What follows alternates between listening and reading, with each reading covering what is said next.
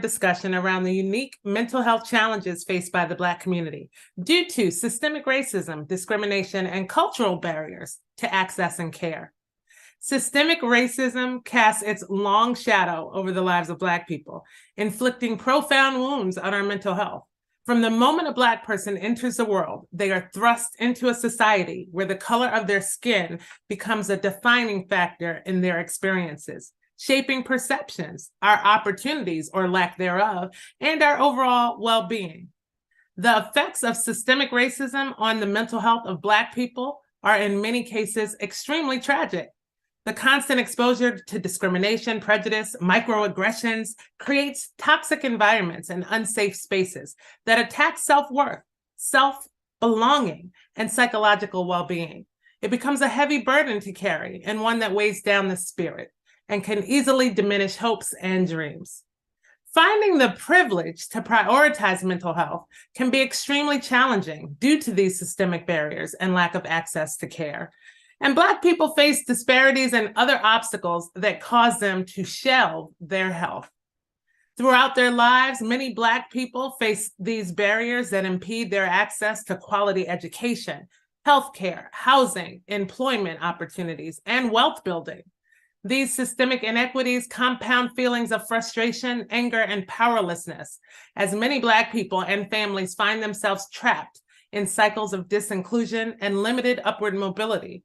And the cumulative impact of these stressors takes a toll on our mental health and leads to increased rates of anxiety, depression, and chronic stress.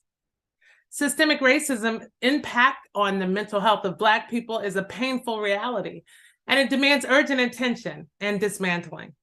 It's a call for action for individuals and communities and institutions to confront and address the deep-rooted structures, the root causes that perpetuate inequality.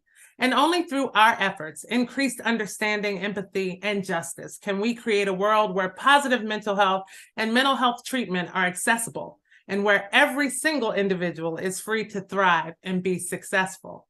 I sincerely love talking about privilege because it's so eye-opening. I love to acknowledge that life is hard for everybody, for everyone. And I don't care what community you belong to or what your identity is or what you have experienced. Everyone has ups and downs. Everyone has challenges, and we have to acknowledge that. But in this conversation where we are talking about how Black people can have an increased tendency to shelve their health, it can absolutely be traced back to a lack of privilege.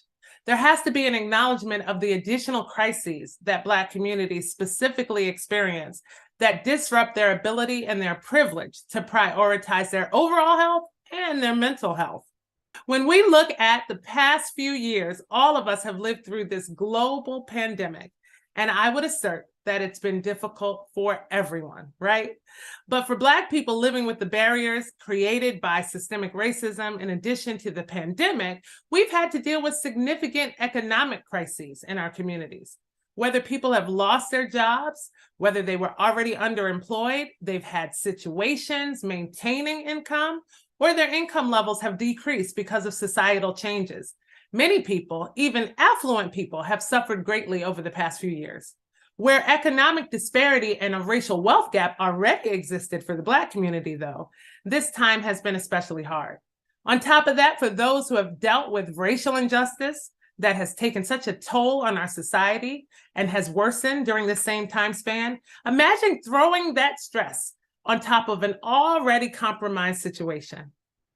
When you evaluate it, then you can really start to understand why some people have less privilege to prioritize their mental health.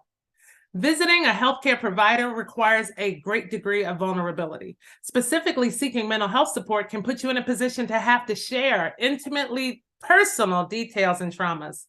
And that alone can dissuade many people from getting mental health care and treatment. And with that level of having to be vulnerable, a lot of times people choose to suffer in silence instead of getting help. But add to that an experience where you feel that healthcare professionals are marginalizing you. They aren't listening to you, specifically because they don't identify with you. Add to that an experience where they're being dismissive of your questions or perhaps brushing off your concerns. And this is a reality for many patients who are members of communities that are disenfranchised. What we do know is that people don't become therapists and don't become counselors to be harmful and discriminatory. They don't necessarily become psychologists and psychiatrists to leave people out and to be dismissive. But what happens is our human nature and what we innately are taught as we grow and develop in society seeps into everything we do. And so mental health providers are by nature, for what they've signed up to do, there to help people, but they are also people who experience and live in their own unconscious bias, and it causes them to fall short. And Black people frequently suffer the harm in these settings because of this bias.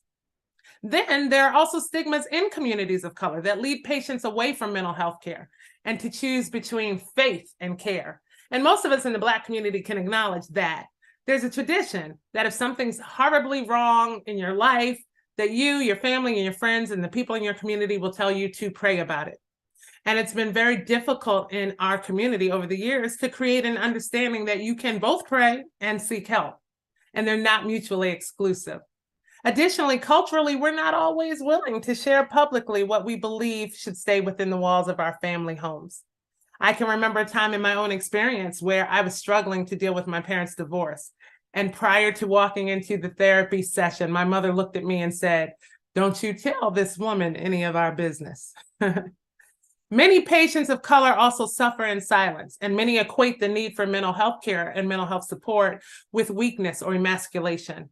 We're less likely to seek support because often in the Black community, seeking support and seeking help and being vulnerable is equated with weakness. Also, Black people face discrimination regularly, even at the doctor's office. Imagine that. And even upon pursuing mental health support, these layers of discrimination become a deterrent for Black people in establishing trust in the treatment settings. And overcoming the intersection of racism and needing to seek mental health support can be challenging for Black people, but there are strategies and approaches that can help us navigate these obstacles. Trust your gut.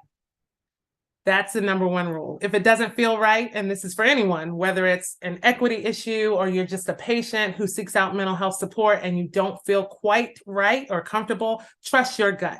If you feel dismissed, if you feel like you weren't being heard or you were being talked over, are you feeling judged in that setting? Are you suspecting any kind of dismissiveness or bias? Do you not feel respected?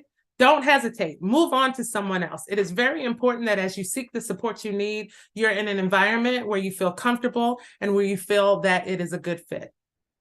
The second strategy is to prioritize yourself. And I know this is easier said than done. In communities of color, people are often trained to put the needs of other people before their own. We take care of our family members, and that's not exclusive to Black communities, but specifically in Black communities, communities of color, and immigrant communities, there's a heavy load of familial responsibility. And not just for our immediate family, we take care of our community. And so we can get into a rut of making sure that we're taking care of everyone else and we are not doing what we need to do for ourselves and letting the things and needs in our own lives and our own mental health slide. We also advise that you look for representation. Look for mental health professionals who have experience and training in working with diverse populations and diverse communities, including having an understanding of the unique challenges faced by Black people, Black individuals. Culturally competent therapists and providers can provide a safe space for exploring racial identity, discrimination, and the impact of racism on mental health.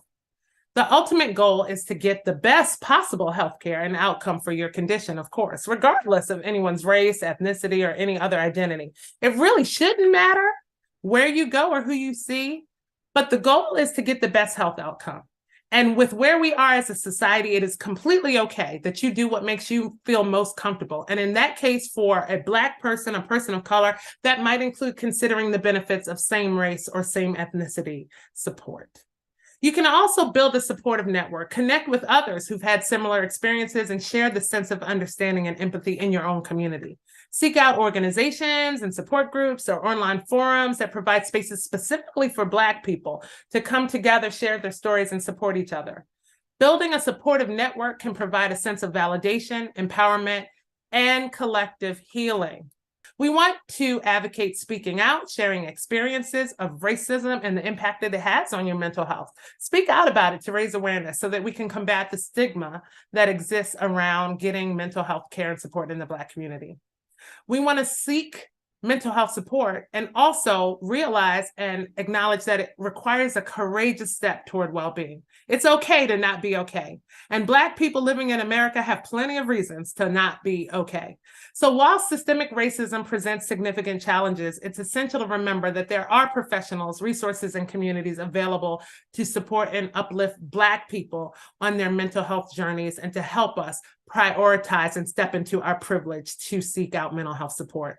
And while we continue to fight against systemic racism and reclaim our narratives and celebrate our heritage and advocate for systemic change, it's important that each of us remembers that we deserve access to mental health care that's respectful, supportive, and inclusive.